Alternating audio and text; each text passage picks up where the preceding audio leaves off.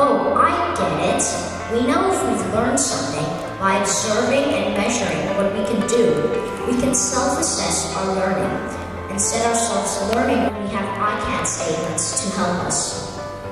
So let's investigate what we learn and can do in athletics. I can look at the target I am aiming for. I can do an overhead throw. I can control the ball. I can land on both feet when doing a knockdown.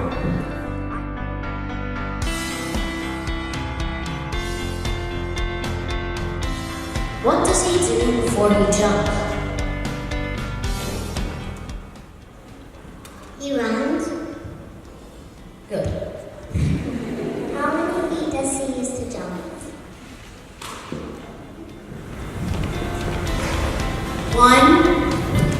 Where does his foot have to be when he jumps?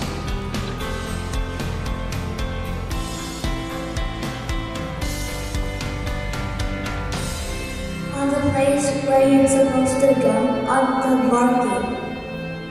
What does he